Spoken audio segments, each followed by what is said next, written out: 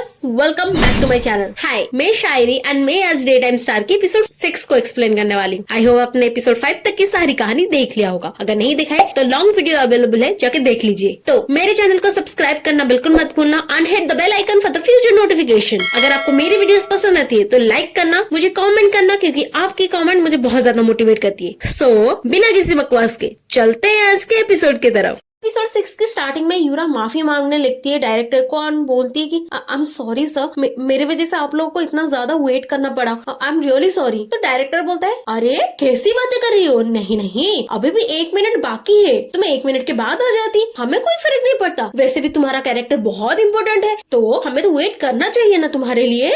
ये बातें सुन के यूरा माफी मांगने लगती है, I am sorry sir, I am sorry sir. और वो मन में सोचती है, ओ माई गॉड, मैं कितनी बड़ी बेवकूफ हूँ, मैं कैसे लेट कर सकती हूँ। यहाँ तक कि कोई न्यू कमर भी ऐसे सिली मिस्टेक्स नहीं करती, और मैंने खुद डायरेक्टर को वेट करवाया अपने वजह से। तो वहाँ पर डायरेक्टर एक मॉकिंग आवाज में बोलता है, ओ 1 मिनट, मैंने सुना था कि तुम इस इंडस्ट्री में 7 साल से काम कर रही हो। तो यूरा बोलती है कि जी सर। तो डायरेक्टर बोलता है कि ओ, तो इसीलिए तुम इतनी ज्यादा एरोगेंट हो और हमें इतना ज्यादा वेट इसीलिए करवाया क्योंकि तुम 7 साल से इस इंडस्ट्री में काम कर रही हो, और जो तुम 7 साल से यहाँ पे काम कर रही हो तो तुम्हारे को ये राइट मिल गया कि तुम डायरेक्टर तक को वेट करवा सकती हो। तो यूरा बोलती कि no no, it's not true sir, ऐसी कोई बात नहीं है। तो डायरेक्टर बोलता है कि नो वंडर कि क्यों तुम अभी तक एक स्ट्रगलिंग एक्ट्रेस हो, क्यों तुम अपने लाइफ में ग्रो नहीं कर पाई। तो ये बात सुन के ना यूरा को बहुत ज्यादा झटका लगता है, बहुत ज्यादा बुरा लगता है, क्योंकि उस डायरेक्टर ने उसके मुंह के ऊपर ही उसको इंसल्ट कर दिया। तो यूरा मन में सोचती है, मैं इन्हें बताना चाहती हूँ,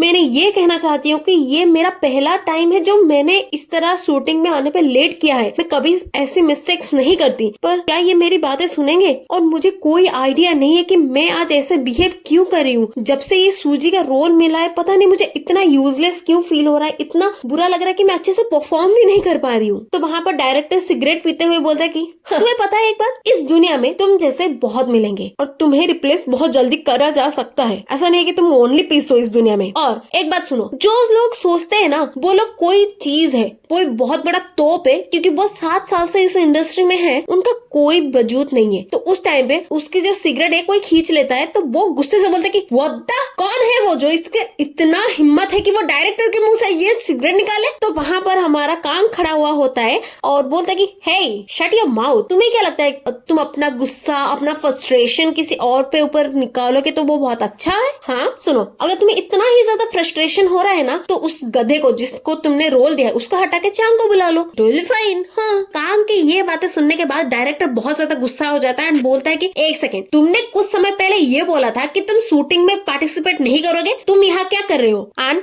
it's none of your business, ये तुम्हारा बिजनेस नहीं है, तो तुम मेरे काम पे अपना ये दिमाग ना घुसाया मत करो। तो कांग एकदम सैवेज रिप्लाई करके बोलता है, ओके मैं ना घुसाऊंगा, क्या कर लेगा मेरा?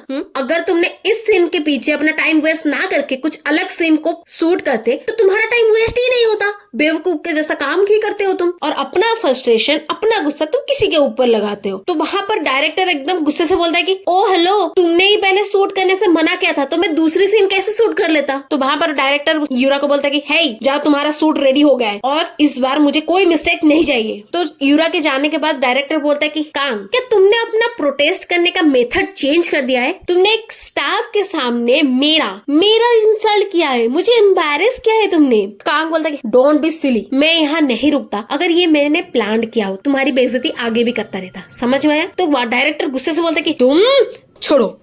तो डायरेक्टर बोलता है कि पता नहीं इस एक्ट्रेस को रोल कैसे मिल गया सूजी का, वैसे भी एक एक्टिंग स्कूल से उठाया हुआ है और इसने ओरिजिनली हेरोइन की सीन के लिए ऑडिशन दिया था, पर she got selected for the सूजी। तो कांग पूछते हैं what do you mean by कि वो किसी और रोल के लिए ऑडिशन देने आई थी और किसी और रोल उसे मिल गया, तो और तुम्हें कैसे ये बारे में पता नहीं था? तो डायरेक्टर बोलता है कि ये जो पहले कांड हुआ था ना, जो चांग की वजह से, उस फ्रस्ट्रेशन में मैं ये सारी चीजें असिस्टेंट डायरेक्टर के ऊपर छोड़ के गया था। मैं इतना ज्यादा फ्रस्ट्रेशन था और तुम्हें लगता था कि मैं ऑडिशन के लिए वहां रुकूंगा और मुझे ध्यान रहेगा कि कौन ऑडिशन दे रहा है, और मुझे ये बिलीव नहीं हो रहा है कि ये 7 साल से इस फील्ड में काम कर रही है, बट इसको ये नहीं पता कि कैसे फोकस करना है कैमरे पे। तो कांग एकदम शॉक हो जाता है एंड बोलता है कि क्या कहा तुमने? 7 साल से, इट्स क्वाइट लॉन्ग टाइम, पर मुझे नहीं लगता कि मैंने इसका कोई काम वगैरह इस साल में देखा है। तो डायरेक्टर बोलता है कि हाँ, मैंने सुना है कि इसने बहुत सारे माइनर रोल्स वगैरह किए हैं, बट वो इतना रिकॉग्नाइज नहीं किया गया है। तो कांग बोलता है कि पर क्यों नहीं किया गया? तो डायरेक्टर बोलता है कि पॉइंट है कुछ, उसको देखो,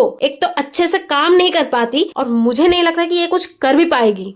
तो वहां पर यूरा बहुत गहरे से एक सांस लेती है। तो उसकी मैनेजर बोलती कि यूरा क्या तुम ठीक हो? तो यूरा बोलती कि मैं ठीक हूँ, लकीली इस टाइम मैं अच्छे से एक्टिंग कर पाऊँ। और एक बात बताऊँ, मुझे ऐसा फील हो रहा है काश मैं अभी इसी वक्त मर सकती। ये बात सुन के ना उसकी जो मैनेजर है वो भी बहुत ज्यादा मायूस हो जाती है। तो वहां पर उसकी मैनेजर बोलती कि यूरा, ये जो इमोशन अभी तुम्हारे अंदर है ना, आई मीन जो इमोशन तुम अभी शो कर रही हो उसको अपने परफॉर्मेंस के लिए यूज करो। तुम समझ रहे हो ना मैं क्या बोल रही हूँ? तो यूरा एकदम फीकी से स्माइल देके बोलती कि हाँ मैं समझ रही हूँ, एंड डोंट वरी, मैं अभी अपने रोल के ऊपर ही फोकस करूंगी और एक माइनर मिस्टेक बिल्कुल भी नहीं करूंगी, और खास करके मेरे एक्स के सामने तो बिल्कुल भी नहीं। और वो एकदम मायूस हो जाती है एंड वो मन में ही सोचती है कि वो जो डिजायर है जीने का वो किस हद तक कम जाता है। ऐसा मन होता है कि शायद मैं अपने आप को कहीं अपने आप को जमीन में गाड़ दूं, और हमेशा मैं ये चाहती हूँ बस अब मुझसे नहीं होगा, मैं गिव अप करना चाहती हूँ। ये फीलिंग बहुत भयानक है, बहुत हॉरिबल है। तो वहां पर यूरा अपना सीन करने लगती है एंड वहां पर सारे के सारे उसके एक्शन को देखने लगते हैं। और वहां पर यूरा एकदम सी के ओशन की तरफ चलने लगती है और एक इतना